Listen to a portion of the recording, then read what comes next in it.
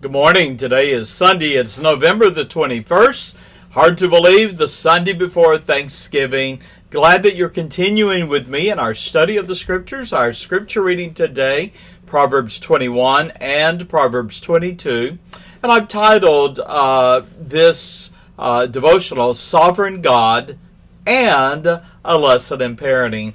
Allow me to break it down for you. Proverbs 21, the Lord is sovereign of His creation. Now, Proverbs 21, verses 1 through 3, is an exposition of the sovereignty of God and the authority of man. We read in Proverbs 21 and verse 1, the king's heart, that is, the king's mind, his thoughts, his will. The king's heart is in the hand of the Lord.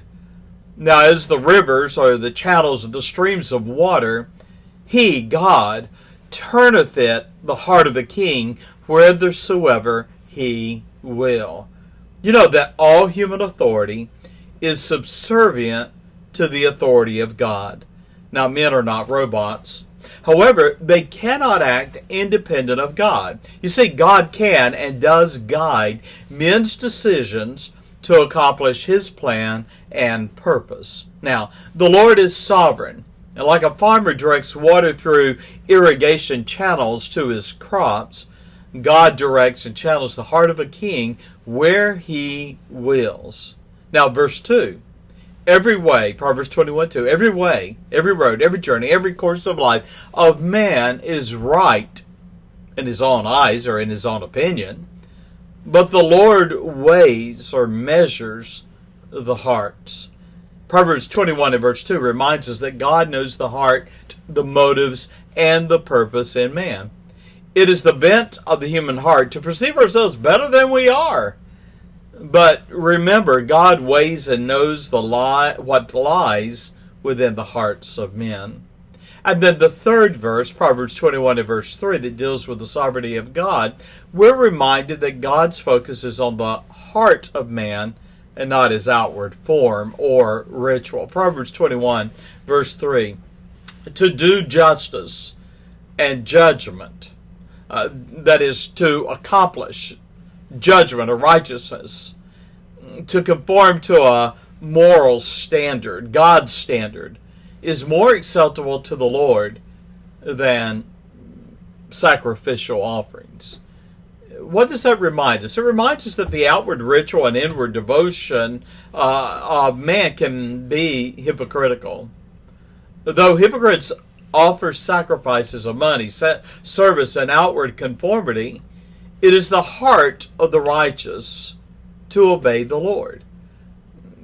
Closing thought on Proverbs 21, God's hand rests upon every human authority in your life. I invite you to look past the personalities, the flaws, the failures of those that are in authority and be confident of this. God is able to turn the hearts of men to accomplish His best for your life. Trust the Lord. And by the way, and pray for those in authority. Now that brings us to Proverbs 22.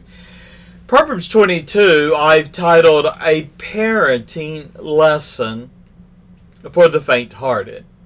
It's a well-known verse. Proverbs 22, verse 6 says, train up a child in the way he should go, and when he is old, he will not depart from it. You know, there are thousands of books and articles that have been written on child rearing. Psychologists, psychiatrists, educators, counselors, pastors, neighbors, friends, and family all have their opinions on how you should train and discipline your child. Yet it's been my observation over the years that most everyone is an expert on child training until they have children of their own. Now, Proverbs 22, verse 6 is probably one of the best known and the most quoted verses in Proverbs. It has been the inspiration of godly parents, but it's also been a club of discouragement for parents wrestling with the will and the path of a rebel child. Allow me to amplify Proverbs 22 and verse 6.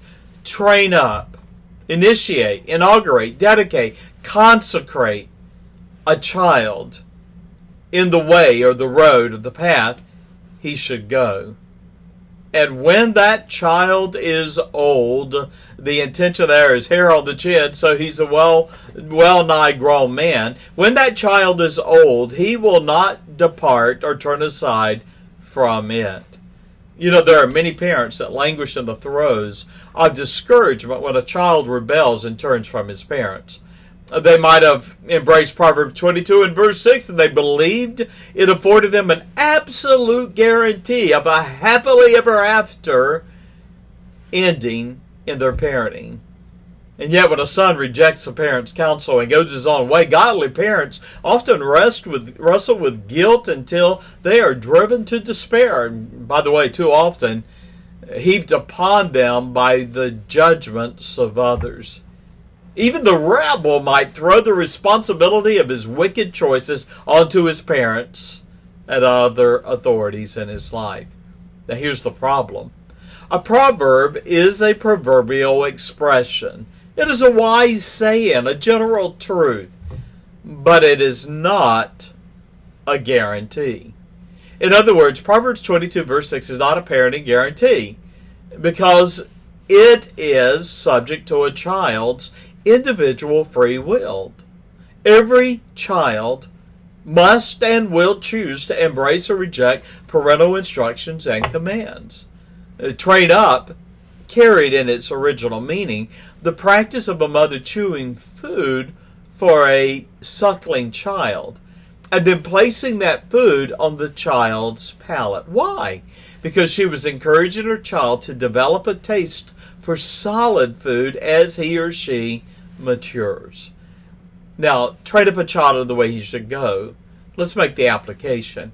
It is the prayer of godly parents that their children will have a taste and a desire for the way they should go, for righteousness.